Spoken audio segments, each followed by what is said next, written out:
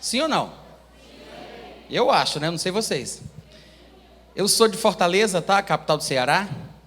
E em 1989, 1990 aproximadamente, eu me converti. Confessei a Jesus como Senhor da minha vida. E desde então eu tenho caminhado, né, com o Senhor Jesus. Tenho 40 e... deixa eu lembrar, eu acho que é 49 anos de idade. Eu não sei se é 48 ou 49, eu sei que não parece nesse corpinho de 25. Mas se a minha esposa estivesse aqui, ela me ajudava, né? Ela é meu HD externo. Ela é que me lembra das coisas que eu esqueço.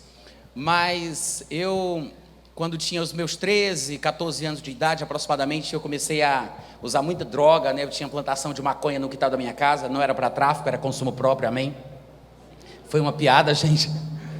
Aqui o pessoal não entende as coisas, né? Mas... e me envolvi tanto com as drogas, e na verdade assim, eu tinha uma sede de Deus. Eu queria entender o sentido da vida. Eu queria saber de onde eu tinha vindo, para onde é que eu ia, o que ia acontecer depois que a gente morresse. Eu queria respostas. E nessa busca desenfreada, eu acabei tendo um surto psicótico e fui internado no manicômio, para quem conhece Fortaleza, ali na Avenida da Reitoria, na casa de repouso chamada Nosso Lar. E eu tinha todo um histórico na família, por parte de mãe, de esquizofrênicos paranoide, né? Parece que tem 4 tipos de esquizofrenia. A esquizofrenia paranoide é uma das mais comuns, no entanto, é considerada como uma das mais severas, porque através dela as pessoas têm alucinações, visões, veem coisas, ouvem coisas e ficam completamente perdidas, são agressivas e podem até machucar os outros ou tirar a própria vida. De fato, eu tenho um primo de primeiro grau, filho da irmã da minha mãe, que se matou e era esquizofrênico desde que eu me conheço por gente. Desde muito pequenininho eu me lembro do Fernando, louco, andando pelas ruas, completamente descontrolado. E depois eu fiquei sabendo, à medida que eu crescia, que eu tive uma tia com problemas mentais, uma avó com problema mental, um tio que eu conheci, meu tio Joaquim, que também tinha problemas mentais, um dos filhos, ou 2 deles, eu não sei se era André ou Daniel, ou os 2, do tio Joaquim também tiveram problemas mentais, e minha mãe vivia dizendo que tinha medo que acontecesse a mesma coisa comigo. E finalmente, aos 17 anos de idade, além do uso das drogas, nessa busca desenfreada pelas respostas sobre Deus, sobre a vida, eu tive esse surto, tentei matar minha irmã enforcada, saí correndo nu na 21 de abril, que era a minha rua lá na cidade de Fortaleza, paralela a Humberto Monte, muito conhecida. E depois me pegaram, me levaram para um hospital, eu fui internado e fiquei 40 dias numa jaula, é onde ficavam os loucos mais perigosos, porque eu causei um problema na entrada e me colocaram lá. Quando eu saí desse manicômio, minha irmã tinha se convertido, minha mãe, meu primo, meus amigos, vizinhos, e todos estavam indo para a igreja e queriam me levar para a igreja também. Quando eu fui para a igreja, e claro que eu passei um processo assim de mais ou menos 1 ano até eu conseguir voltar ao normal. De fato, a medicina diz que a esquizofrenia não tem cura, mas Deus, ele ainda está vivo, né? E ele ainda faz milagres, amém, gente? A gente tem que se lembrar disso, porque em algumas comunidades cristãs, infelizmente, as pessoas parecem que não acreditam mais nos milagres. Se Deus não faz mais milagres, não sei para que continuar chamando ele de Deus, né? Amém, gente? Deus faz milagres, ainda hoje. E eu fiquei 1 ano aproximadamente visitando essa igreja evangélica, juntamente com a minha irmã, com a minha mãe. Eu tomava remédios controlados, os médicos disseram que eu tinha que tomar remédio para o resto da vida. A minha mãe acreditou nisso porque ela conviveu com os seus parentes que eram esquizofrênicos, assim como eu tinha me tornado, que era o medo que ela tinha, né? E um dos irmãos dela, que era o tio Joaquim, ele inclusive, numa das crises de loucura que ele teve, entrou dentro da casa da minha mãe, e ela estava grávida, já perto dos seus 8, 9 meses, do que seria a minha irmã mais velha. E aí ela atendendo algumas clientes, que ela sempre foi costureira, esse meu tio entrou completamente louco, nu, fazendo uma arruaça muito grande, ela brigou, expulsou ele, e nesse momento ela perdeu essa criança. Então assim, trauma com loucura, a minha família, por parte de mãe, conhece bem. E minha mãe estava muito traumatizada, e ela sabia que teria que controlar o seu filho com remédios, até o fim da vida seria aquele mesmo sofrimento que ela conviveu com o irmão dela a vida toda, né? E eu comecei a visitar essa igreja, e eu tomava remédios controlados, mas à medida que esse ano inteiro foi passando, esses irmãos que estavam na congregação começaram a pregar o evangelho para mim, falar de Jesus para mim, a orar por mim, e fizeram campanhas de oração e aquilo tudo, até que um dia eu encontrei uma fita, eu não sei se era uma fita, eu acho que era uma fita, eu estava pensando se era um LP ou era uma fita, mas o que chegou às minhas mãos foi uma fita cassete, que tinha uma suposta profecia de um homem de Oslo, na Noruega, que estava intitulada de A Última Trombeta. Quantos aqui tiveram a chance de conhecer esse trabalho? A Última Trombeta, né? Eu ouvi aquilo, gente, eu fiquei assustado, porque na Última Trombeta, para quem não conhece, se fala um pouco daquilo que vai acontecer no momento do arrebatamento, como vai ser o desespero das pessoas que ficarem, e esse senhor, já de idade, que teve esses sonhos em sequência, noite após noite, e ele escreveu tudo, depois isso foi gravado e veiculado pelo mundo inteiro, em diversos idiomas.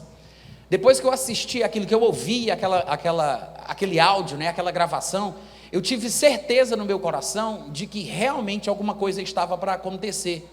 Eu ainda não tinha o palavreado dos crentes, eu não tinha lido a Bíblia ainda, eu não sabia como me expressar, eu era um recém-convertido, ex-drogado, que tinha surto psicótico, tomava remédio controlado, mas aquilo ali fisgou o meu coração. E daquele dia em diante eu comecei a me interessar mais pelas coisas de Deus, e tive a sorte de conhecer uma literatura cristã muito abençoada, que começou a me trazer de volta à sanidade mental. Não foi um milagre instantâneo, como acontece com algumas pessoas, de uma noite para outra, não foi uma coisa imediata. O meu processo, a minha história foi assim, foi lento, paulatino, demorado. Depois de todo um ano estudando a palavra de Deus, estudando o Novo Testamento, foi que finalmente parecia que eu estava bom, porque eu fui me recuperando aos poucos, né? E quando eu me dei por gente que eu era crente, fui batizado no Espírito Santo, e eu nunca me interessei profundamente para estudar sobre escatologia. Havia muitas opiniões diferentes, muita divergência. Naquela época não existia internet, não existia celular. Eu sei que para alguns de vocês parece brincadeira, mas é verdade. E a gente não tinha acesso a muito material, a gente tinha que comprar. Quem não tinha muito dinheiro ainda fazia xerox de algumas coisas de outras pessoas. Então, naquela época era tudo muito precário, mas eu não tinha muita informação e eu era muito ignorante. Mas à medida que o tempo foi passando e eu fui crescendo em Deus ao longo da caminhada, em 2013 o meu interesse pela escatologia intensificou, de uma forma tal que eu passei 3 dias e 3 noites acordado, estudando sem parar sobre escatologia.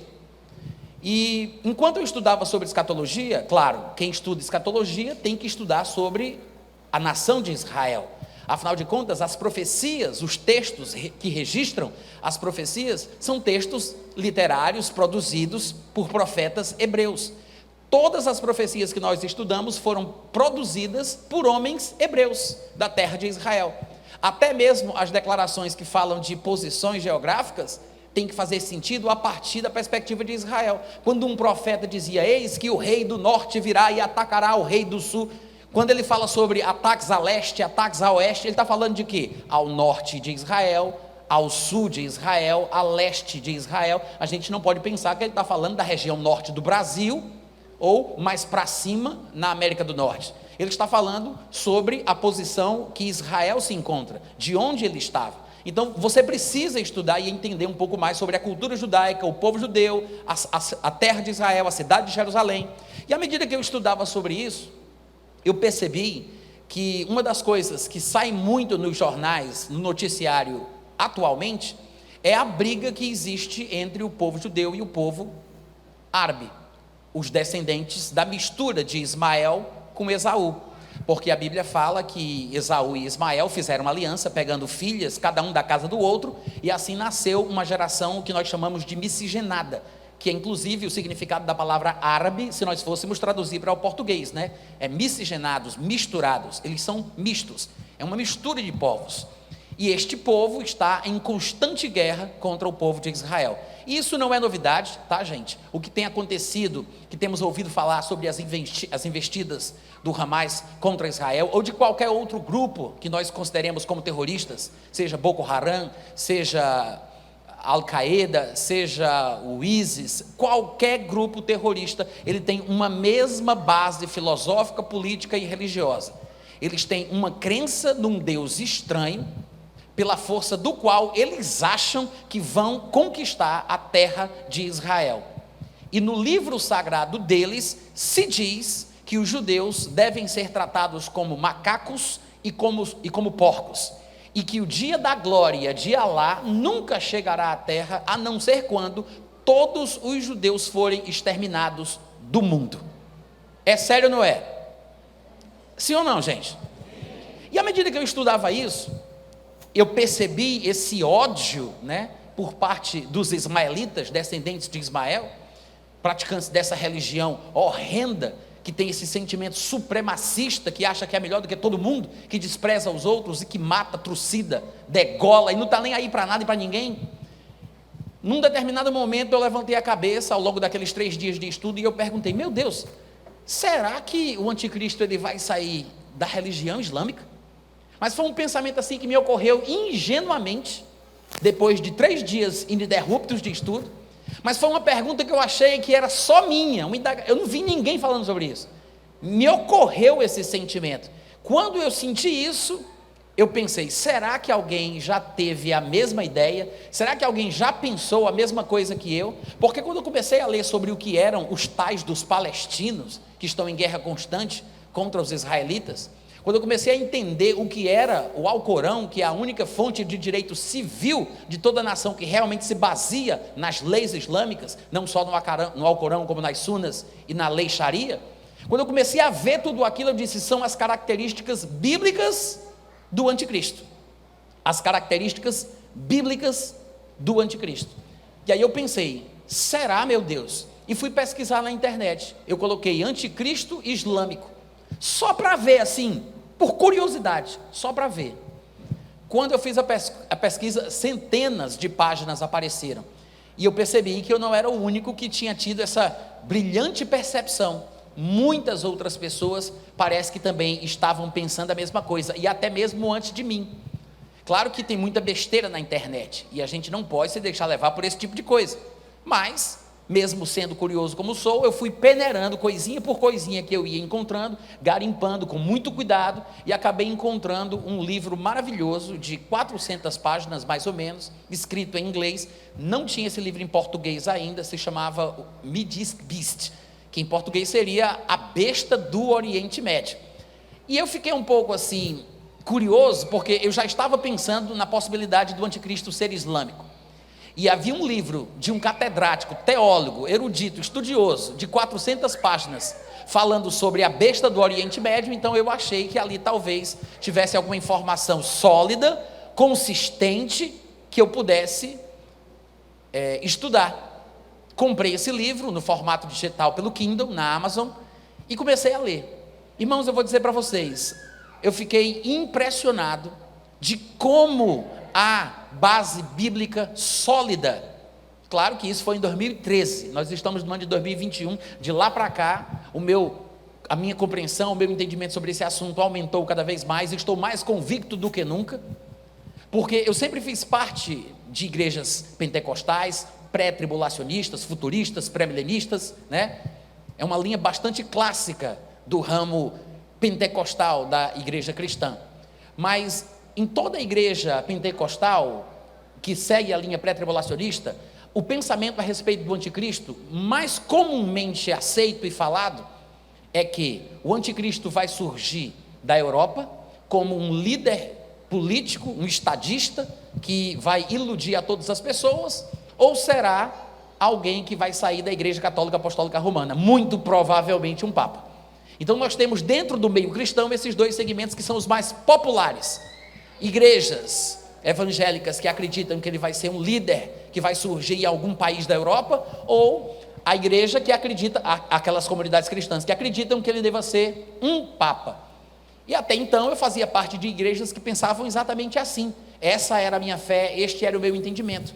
Mas à medida que eu comecei a mergulhar no estudo de forma mais consistente, né, indo além daquela fita, a última trombeta, mas mergulhando nos textos da Bíblia, eu comecei a perceber que muitas das coisas que eu acreditava, por causa da influência que eu recebi desde novinho convertido, do que acreditava-se na minha igreja, não eram na verdade muito bem baseadas nas Escrituras. Eram tradições cristãs passadas de pais a filhos, de pastores a pastores, de geração a geração. Existem versículos que parecem fundamentar uma interpretação ou outra, mas nós não podemos interpretar a Bíblia, seja na questão do anticristo, na questão do arrebatamento, na questão da tribulação, ou em qualquer outra matéria, em qualquer outra doutrina cristã. Não podemos fundamentar o nosso pensamento em um versículo, em 2 versículos.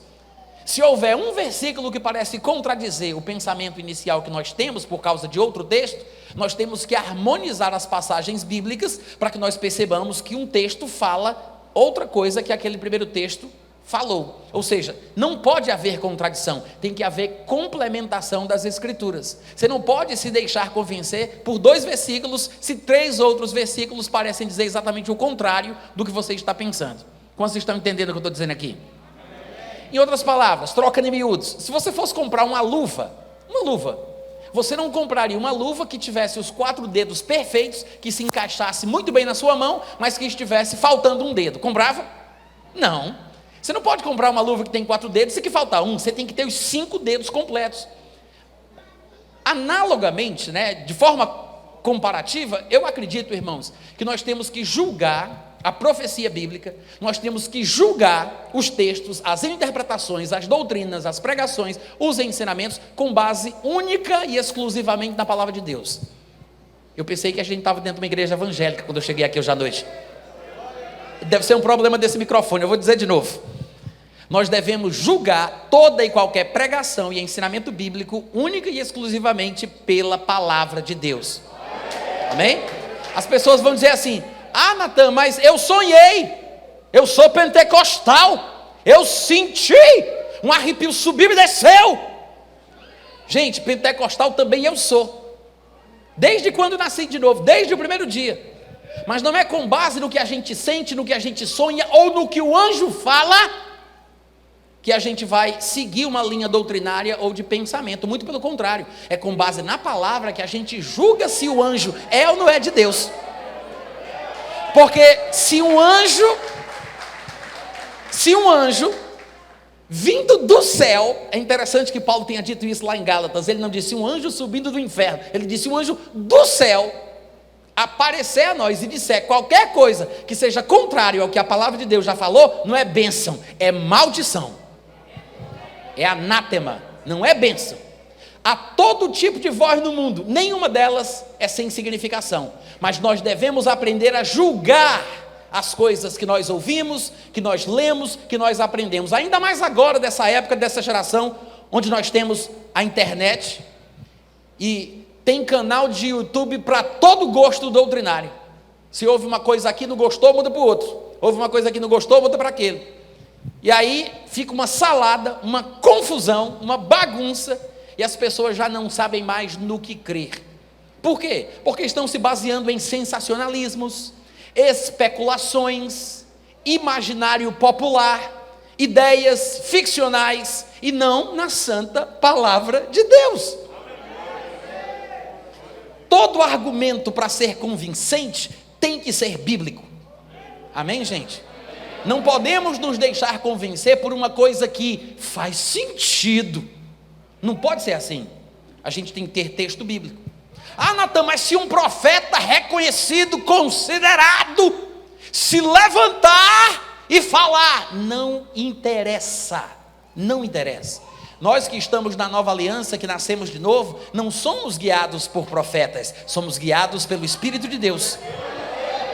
E se você quer saber a verdade, em 1 Coríntios capítulo 14, versículo 29, versículo 30, está escrito: em tratando-se de profetas, falem, num culto público, no máximo 2 ou 3, porque tem que haver decência e ordem, Não tem esse negócio de dizer que ficou debaixo da unção e não pôde controlar, porque o espírito do profeta é sujeito ao profeta.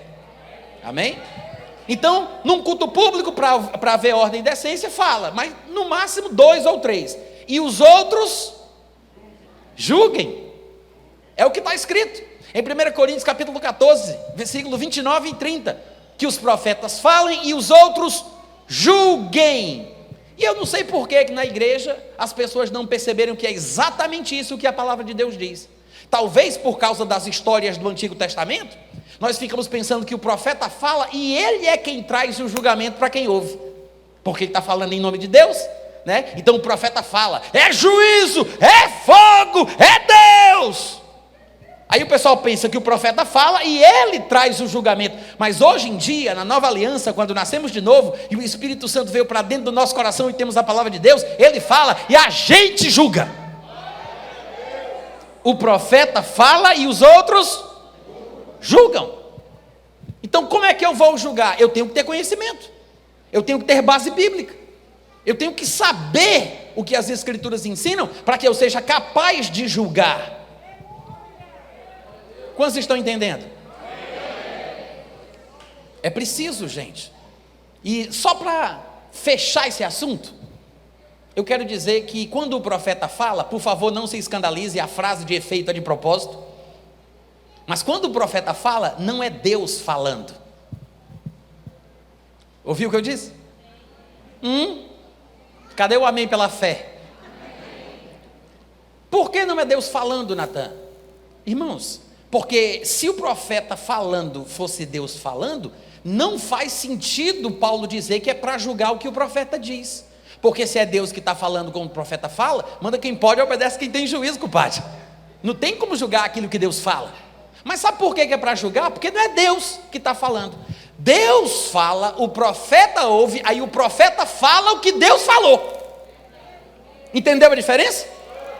Não é Deus falando, Deus fala, o profeta ouve, aí o profeta fala o que Deus falou. É por isso que a gente tem que julgar. Por quê? Porque todos nós conhecemos a Deus e temos condição de saber se foi Deus que disse ou não disse o que o profeta disse que ele disse. Porque não é Deus que está falando, é o profeta falando o que Deus falou. Há uma diferença. Os dons do Espírito Santo são perfeitos. Eu tenho que me concentrar, senão a gente vai falar sobre dons do Espírito Santo e vai fugir do tema da escatologia. Mas os dons de Deus são perfeitos, mas os homens são falhos. Amém, irmãos?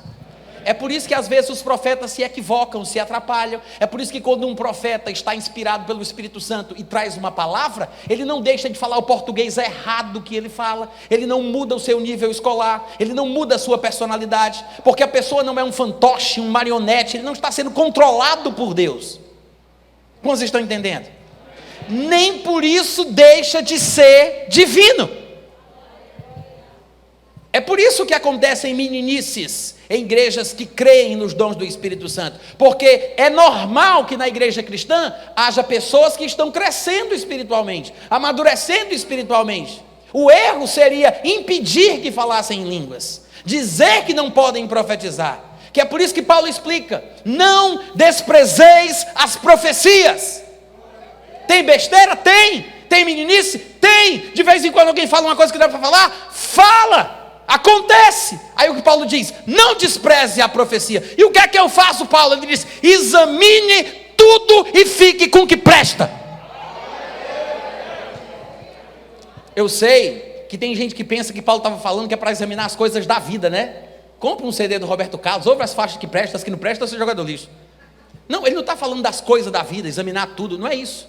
Ele está falando a mesma coisa que ele disse em 1 Coríntios 14, 29. Em 1 Coríntios 14, 29, ele disse, em tratando-se de profetas, falem 2 ou 3 e os outros julguem. E em 1 Coríntios 5, 17 em diante, é o mesmo autor, é o mesmo Paulo. Ele escreveu 1 Coríntios 14, ele escreveu 1 Tessalonicenses 5. Então ele diz, não apagueis o fogo do Espírito, orai sem cessar, não despreze as profecias. O que é que eu faço com a profecia? Examine tudo o que foi profetizado, não é tudo da vida, é tudo o que foi profetizado, exatamente como ele instruiu em 1 Coríntios. Retenha o que é bom. Então nós temos que julgar, nós temos que examinar. Irmãos, se examinamos uma profecia em um culto de oração, como não vamos examinar as maiores profecias da Bíblia? Como não vamos imprimir o mesmo critério? Vamos lá, gente, estou pregando muito bem hoje à noite. Cadê os amém, os aleluia? Vocês entendem o que eu estou falando? Por que eu estou falando isso? Porque às vezes há uma banalização em relação ao estudo da profecia, em relação aos dons do Espírito, em relação ao lado espetacular, sobrenatural, das revelações, das profecias, da escatologia. Não precisa não, viu? Se for para mim, não precisa não. Para mim não, viu? Obrigado. Eu tomo depois. Onde é que eu estava? Você que me atrapalhou. O que eu estava falando, gente? Hã? Sim. Existe uma banalização em relação à profecia, ao estudo, à escatologia. Eu sei que não é o caso de vocês, porque é muito difícil uma igreja pentecostal não se interessar por escatologia. Verdade ou não? Muito difícil. Mas existem igrejas que acham que a escatologia é o tipo da coisa que não deve ser ensinada na comunidade cristã. Há quem pense, e esse é um equívoco que é cometido inclusive por pentecostais, há quem pense que novo convertido não deve mexer com isso, porque é muito complexo, é muito profundo, é muito isso, é muito aquilo. Às vezes achamos que é muito complicado por causa das linhas de pensamento conflitantes das quais tomamos conhecimento, principalmente hoje em dia na internet. Um pastor fala isso, outro fala aquilo, um fala A, o outro fala B.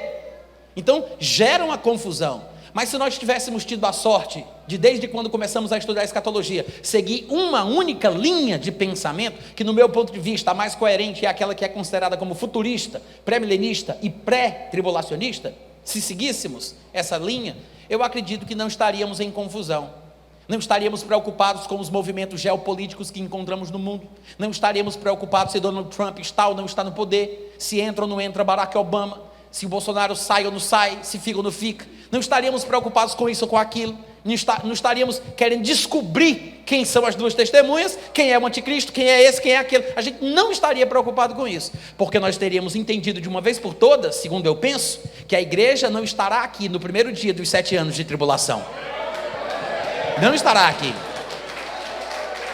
Aí você me diz, Natan, mas por que então falar sobre o anticristo? Por que falar da tribulação? Se a igreja não vai passar por isso, para que falar de uma coisa que não faz parte da experiência futura da igreja? Simples.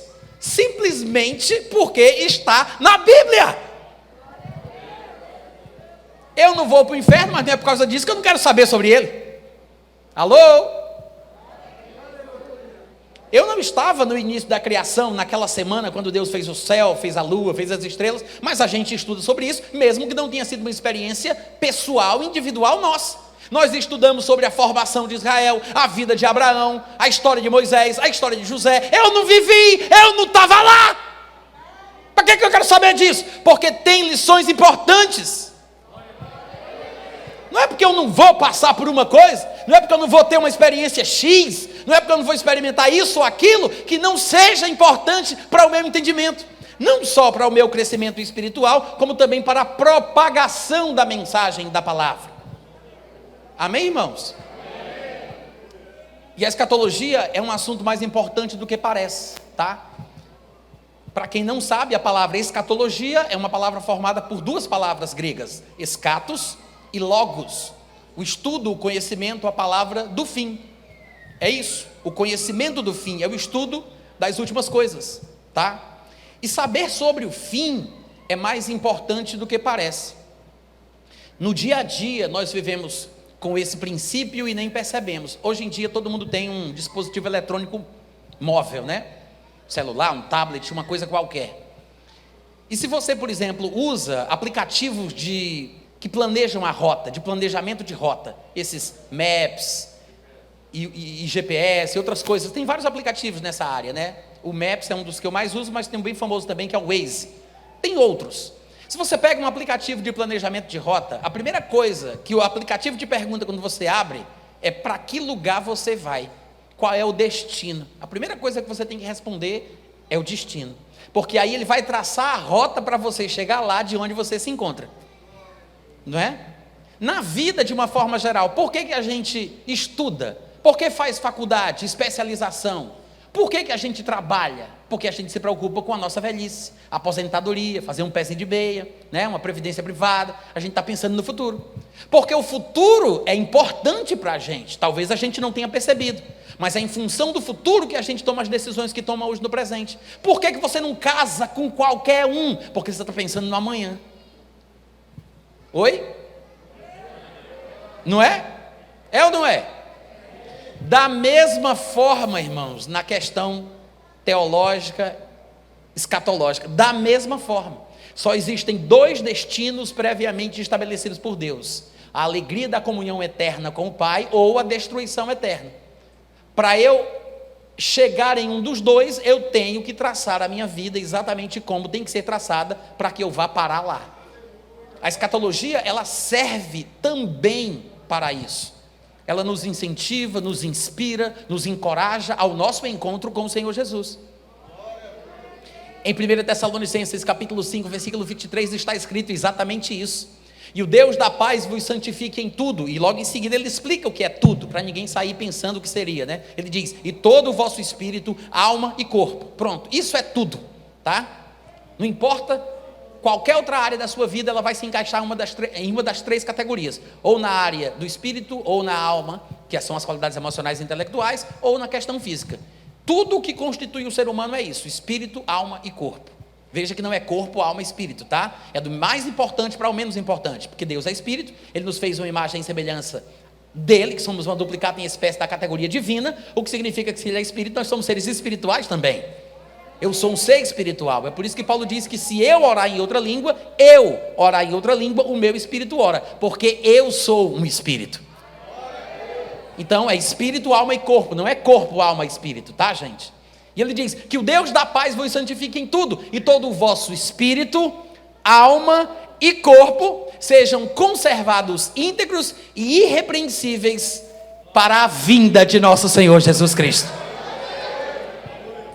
É um versículo escatológico, né? A gente nunca talvez tenha parado para pensar que esse versículo tão citado, tão conhecido, um dos melhores versículos sobre a constituição do gênero humano, sobre como nós fomos feitos por Deus, é um versículo escatológico, porque ele está falando sobre preservar o espírito, a alma e o corpo com o propósito de prestar conta no encontro com Jesus. Então não vem dizer para mim que isso é coisa que não se fala para novo convertido. Alô? Não vem dizer para mim que não se fala isso para novo convertido. Isso é escatologia. Tem a escatologia universal e tem a escatologia individual, porque cada um de nós prestará contas de si mesmo diante de Deus. Amém, gente?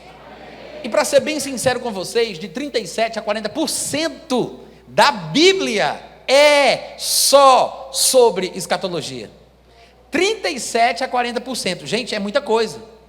É muita coisa. Só sobre escatologia. Isso na Bíblia toda, tá? Agora, falando em termos de Novo Testamento, de Mateus a Apocalipse, a gente só tem presta atenção, só tem 3 livros que não falam da volta de Jesus. De Mateus a Apocalipse, somente 3 livros não falam da volta de Jesus.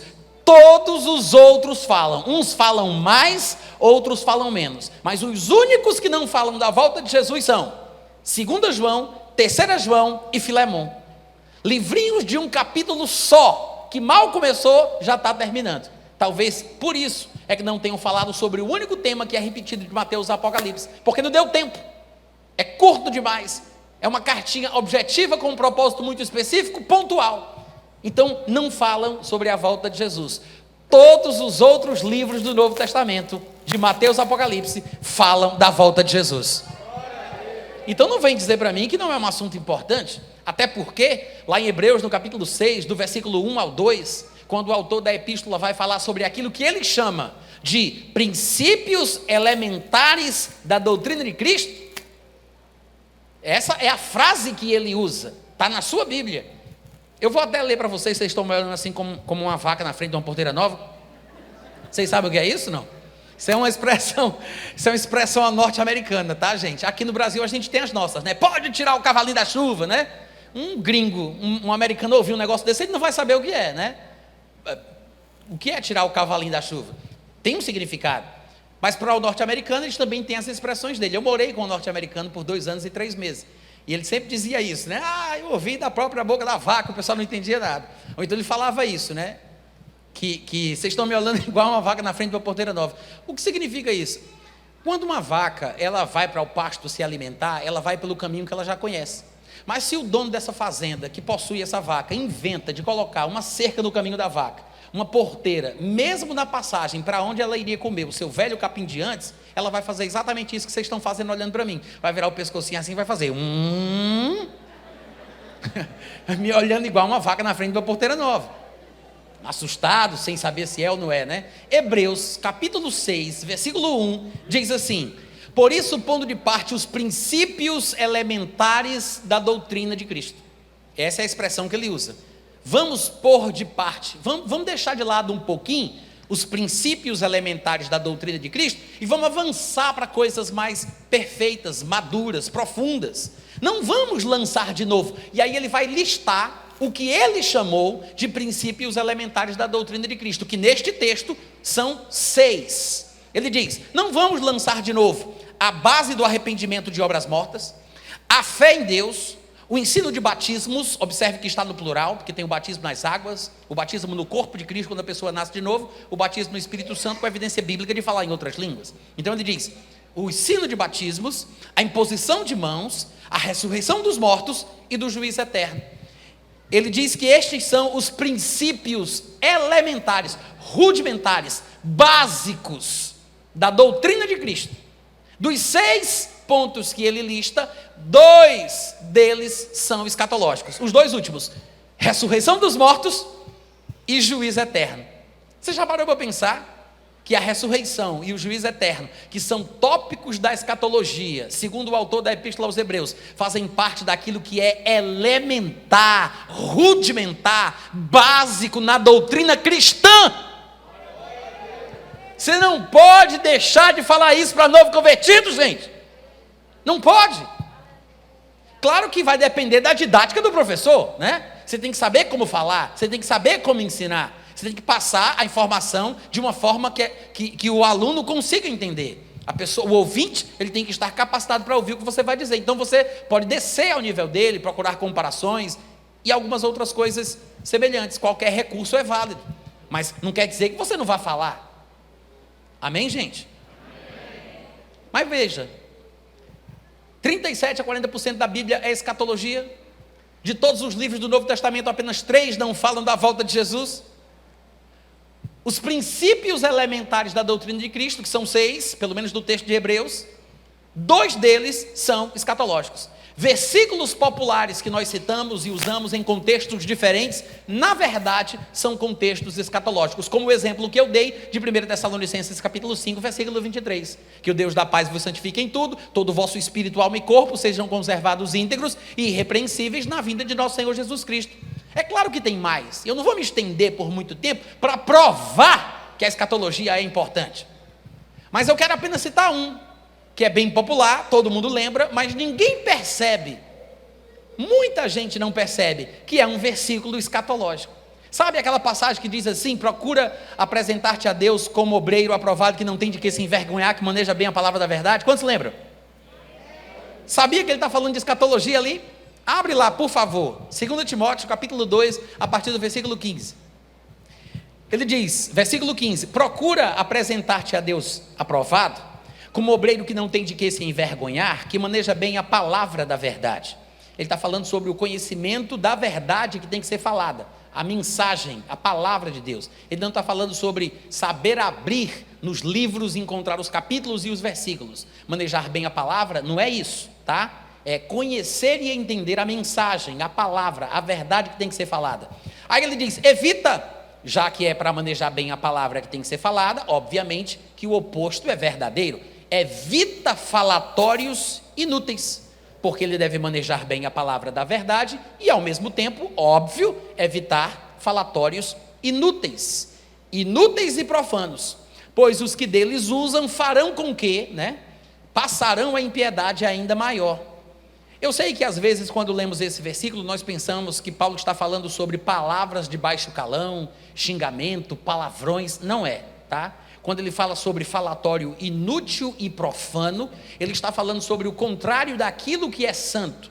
Profanar alguma coisa é uma ação que só pode ser feita contra aquilo que é considerado como sagrado e santo. Ele está falando da santa palavra de Deus e, em oposição, ele cita ensinamentos, pregações, ministrações, estudos, palestras, que ele chama de falatório inútil. É isso que ele está falando aqui. Porque ele está discutindo sobre doutrina. Daqui a pouco vai ficar mais claro. E ele diz que esse falatório que é inútil, diferentemente da pregação da verdadeira palavra de Deus, que deve ser bem manuseada por um obreiro que não tem de que se envergonhar, essa palavra, ela envergonha a verdade de Deus. Esse falatório inútil, profana, é um sacrilégio, é um pecado contra a santidade da mensagem divina. Aí ele diz, além do mais, além disso, a linguagem deles corrói como câncer. E é interessante que Paulo chame pregações de doença, né? Comparando como o câncer. Ele diz, a linguagem deles corrói como câncer. Porque em outros lugares, Paulo gostava de usar uma expressão que nós conhecemos bem, que é a tal da sã doutrina. A sã doutrina é o contrário da linguagem que corrói como câncer. Assim como existe uma doutrina que é sã, saudável, existe uma doutrina que corrói como câncer. Quantos estão entendendo aqui o paralelo? Então ele está falando sobre pregação, ensinamento e doutrina. E o falatório inútil, profano, que é uma linguagem que corrói como câncer, que é o oposto daquilo que é são, da doutrina saudável, ele diz, entre os que fazem uso desse tipo de linguagem se incluem conhecidos nossos, Timóteo, Himeneu e Fileto, que eram companheiros ministeriais de Paulo, sobre os quais inclusive Paulo menciona lá em 1 Timóteo 1,20, que diz que os entregou a Satanás para aprenderem a não mais blasfemar. Só que ele diz que estes dois estavam desviados da verdade, asseverando que a ressurreição já se realizou. Então, se você observar o contexto, você observa que ele está falando sobre ensinamento doutrinário errado. Vocês estão entendendo, gente? Ele está falando sobre pregação, sobre escatologia, né? Olha para mim, o pregador sou eu, hein? Olha para cá. Ele está falando sobre escatologia, porque está falando sobre pregação, sobre ressurreição, que estava perturbando os irmãos. Ele disse, a linguagem deles corrói como câncer. Eles estão garantindo que a ressurreição já aconteceu. Ou seja, a linguagem que corrói como câncer, o falatório inútil e profano, era uma pregação da Bíblia, era uma exposição da palavra, só que trazia erro, confusão e engano sobre um princípio elementar da doutrina de Cristo, e não por acaso é um princípio associado à questão da escatologia, que é a questão da ressurreição dos mortos. E Paulo está dizendo que esse tipo de pregação corrói como câncer. Você já parou para pensar o que uma coisa que você ouve pode fazer com a sua vida? Vocês estão me ouvindo, gente? Porque às vezes tem gente que diz assim, não, eu vou ouvir aqui um pouquinho, né? Vou ouvir aqui um pouquinho do que esses calvinistas estão falando, vou ouvir aqui um pouquinho do que esse povo está falando, é porque tem umas coisas boas, sabe? Assim a gente vai tirando as coisas ruins. Paulo disse, né? Examinar todas as coisas e retém o que é bom. Não, Paulo não disse isso. Paulo estava falando de profecia. A gente acabou de falar isso aqui. Só que o pessoal pensa que não corre o risco de ser contaminado com essas porcarias que eles ouvem na internet. Vocês estão me ouvindo, gente? Ah, Natan, mas é 1% de besteira. Você tomaria um copo de água com 1% de cocô? Fala para mim, crente. Mas tem gente fazendo isso com os seus ouvidos e com a sua vida doutrinária e espiritual, ouvindo besteira, pensando que é inocente, que não faz nada de mal. E aqui nós vemos Paulo falando que pessoas que estavam pregando que a ressurreição já tinha acontecido, traziam uma linguagem que corroía como câncer. Pregar sobre ressurreição de forma errada faz mal. Qualquer ensinamento que não está baseado na verdadeira palavra de Deus prejudica as pessoas que ouvem. É por isso que é importante falar de escatologia, porque se eu não falar, o mundo vai falar. Se eu não disser para o novo convertido, a internet vai dizer para o novo convertido.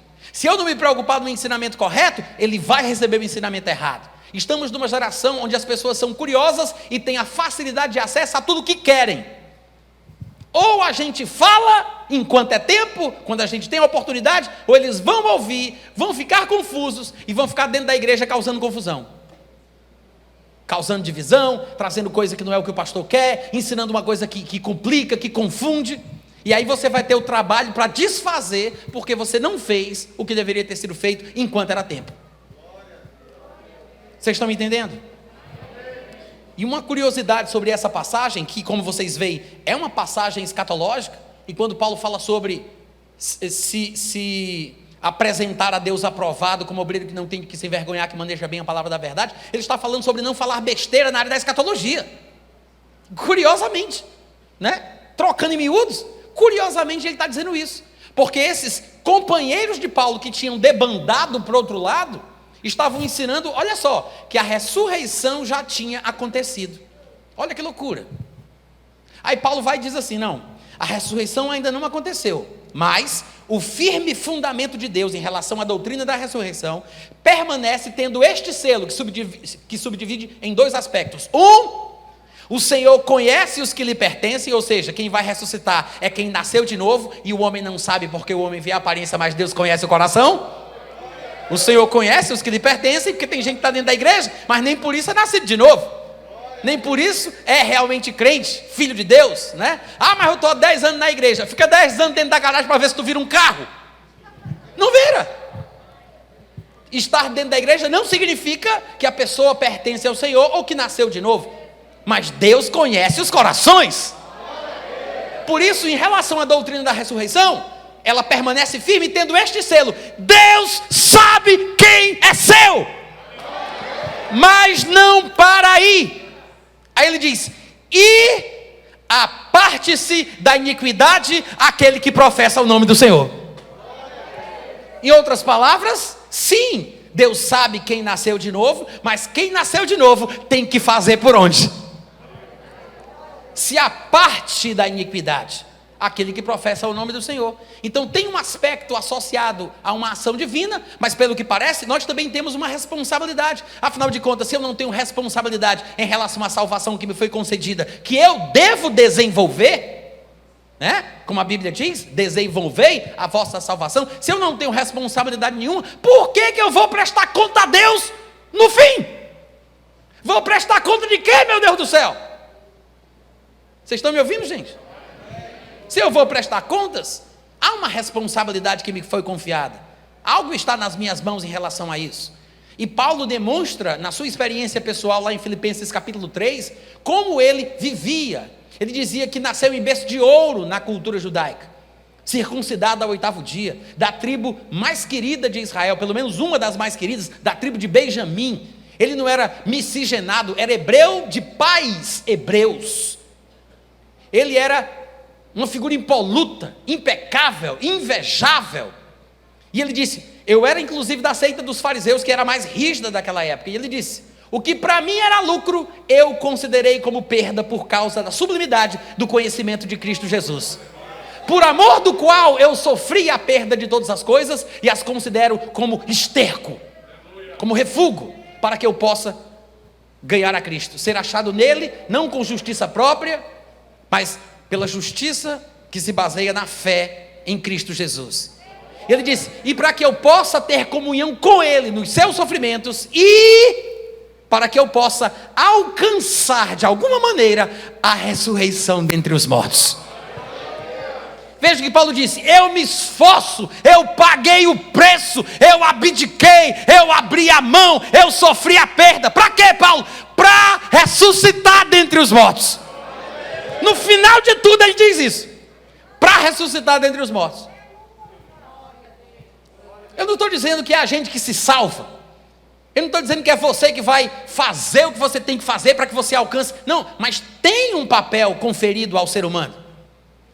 Seria muita hipocrisia, presta bem atenção que o pensamento é profundo, seria muita hipocrisia a gente dizer que Deus vai fazer isso ou aquilo por mim, que se Deus agir a minha vida muda, porque se Deus isso ou Deus aquilo, seria muita hipocrisia eu dizer que Deus agindo as coisas acontecem, quando Ele que diz que me fez a sua imagem e semelhança, espera que eu faça a minha parte, e eu não faço esperando que Ele haja, Por quê? Se eu sou a imagem e semelhança de Deus, por que eu não acredito no que a palavra de Deus diz e tomo a iniciativa em alguma área da minha vida?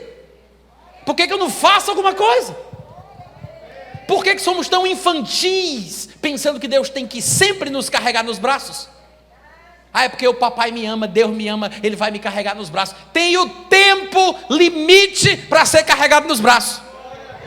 Se um pai entrar aqui dentro dessa igreja com o filho dele nas mãos e colocar ele aqui, na hora que for começar o louvor e esse menino tiver 37 anos de idade, só tem uma justificativa: o menino tem problema, não é? Paralítico, tetraplégico, alguma coisa ele tem. Se ele não tem problema, o pai tem problema, ou os dois têm problema. Porque não faz sentido um ser humano normal, que cresceu e alcançou a independência, a autonomia de se locomover, de comer, de andar, de se vestir, ser carregado nos braços pelo pai. Não justifica o filho dizer: papai só faz isso comigo porque ele me ama. Justifica?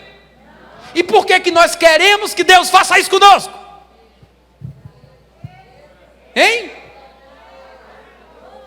10 anos na igreja, 20 anos na igreja, macaco velho, querendo que Deus carregue nos braços.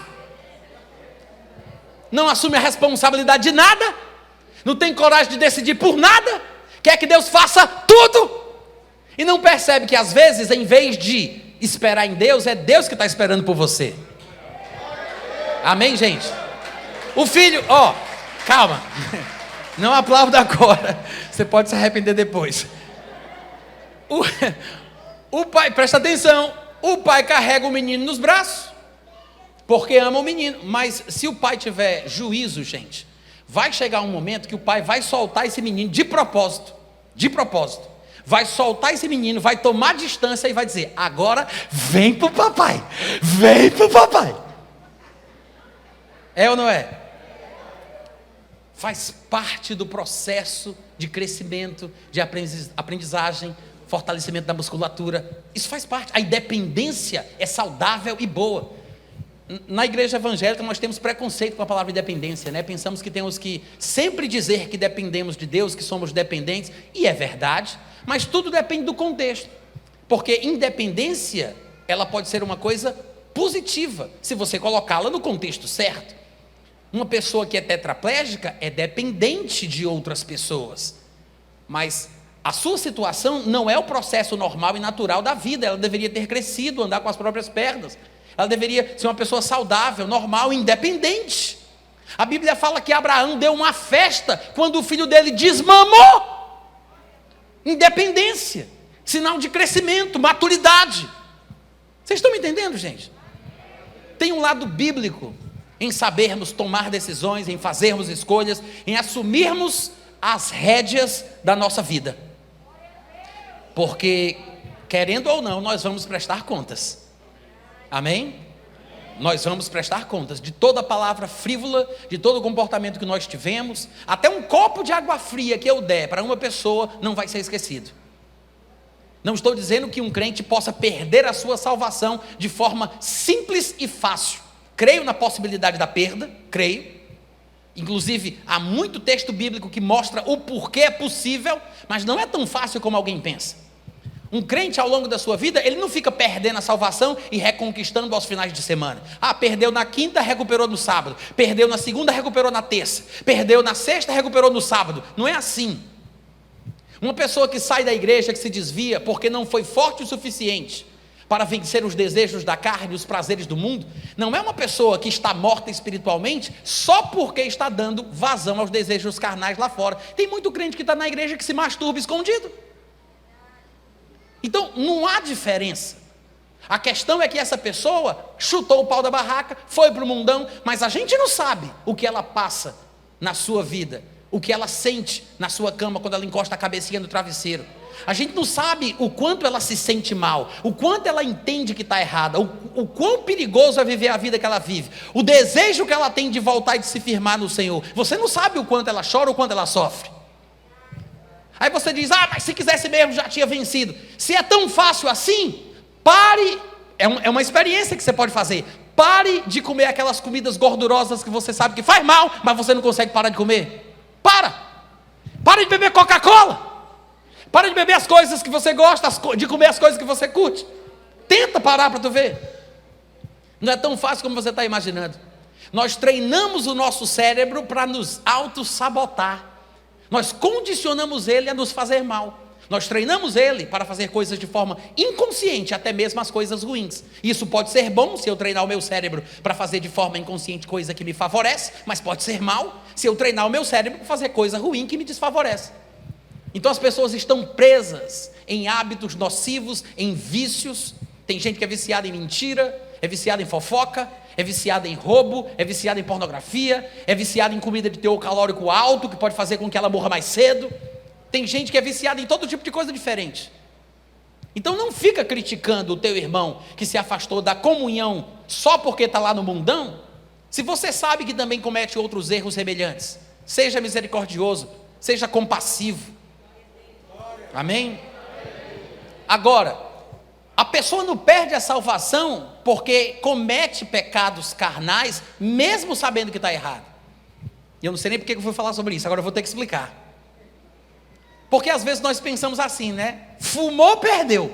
Ah, tem aquela irmãzinha ali que ninguém sabe, mas todo dia ela chega lá e fuma aquele cigarrinho de trás da porta da cozinha. O pastor nem sabe, mas ela é diaconisa, mas fuma o cigarrinho dela escondido. Aí tem gente que pensa que essa mulher não é salva por causa disso. Sabiam disso? Que tem gente que pensa que não? Vamos lá, gente, cadê vocês? Irmãos, vocês lembram daquele rapaz que teve relações sexuais com a mulher do pai dele, lá em 1 Coríntios capítulo 5? Quem lembra? Um homem teve relações sexuais com a mulher do pai dele. E a Bíblia diz que Paulo soube da história e escreveu para eles dizendo: olha, eu nem acredito que vocês ainda não tenham tomado uma providência. Mas eu não estou aí não, mas eu vou dizer o que é que a gente vai fazer. Eu quero que vocês concordem comigo, reunidos pelo poder do nome de Jesus, vós e eu, pelo poder de Jesus, que este tal que praticou tal infâmia, seja entregue a Satanás para a destruição do corpo, a fim de que o espírito dele possa ser salvo no dia de Cristo. Foi isso que ele disse ou não? Seja este tal entregue a Satanás para a destruição da carne. O que é destruição da carne? Morte física, prematura.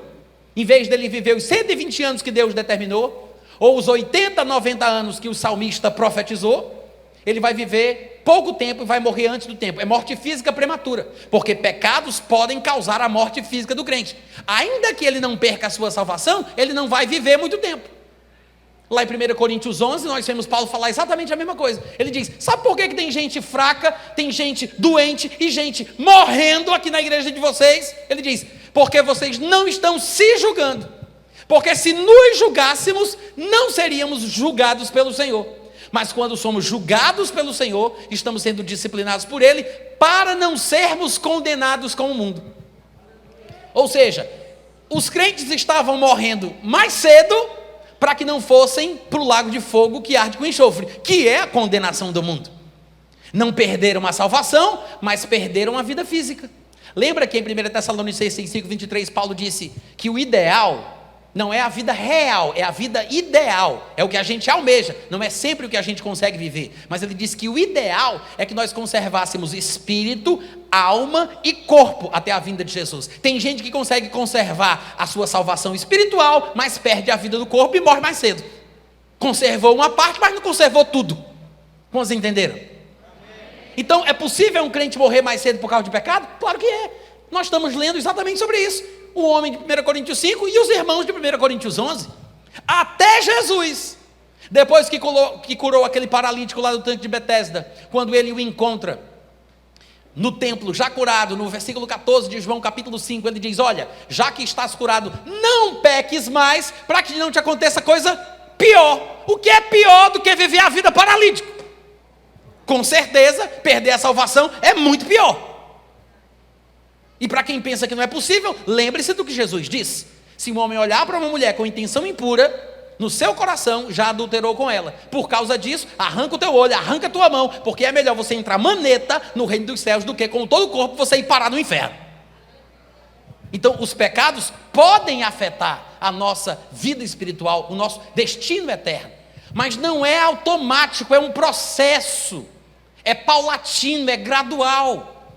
A pessoa, ela não percebe o que está acontecendo com ela espiritualmente até chegar aquele momento que ela chuta o pau da barraca e ela nega Jesus, começa a amaldiçoar a fé que ela tinha antes. E pasme você, a Bíblia fala sobre a possibilidade do nome do crente ser riscado do livro da vida.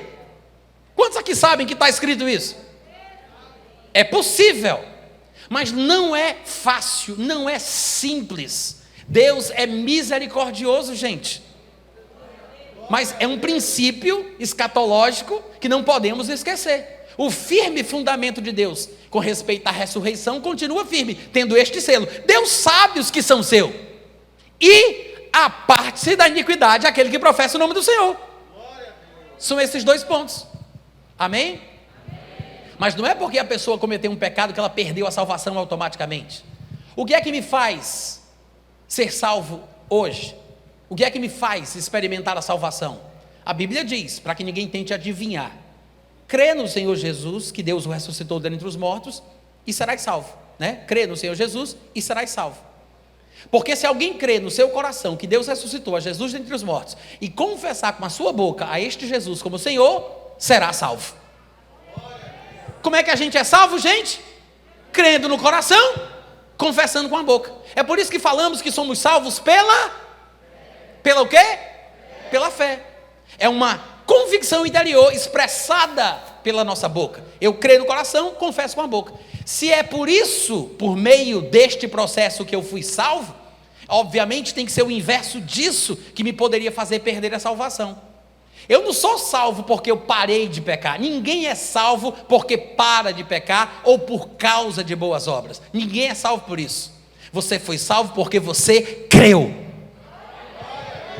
Não é por merecimento, não é por isso, por aquilo, não é nada disso. É por causa da fé. Agora, se você negar Jesus, rejeitando ele em seu coração, pode ter certeza, você perde a sua salvação na hora. Porque se você confessar o nome dele diante dos homens, ele confessa o Deus diante do Pai e dos anjos. Mas se você negar o nome de Jesus, ele também te negará. Amém, gente? Então, a negação, a rejeição, é a certeza que nós podemos ter que alguém perde a sua salvação. Não porque a pessoa está lutando contra o pecado, se esforçando, caindo, se levantando, sofrendo. Cada pessoa tem a sua história, cada pessoa precisa vencer as coisas que ela acumulou sobre si ao longo dos anos.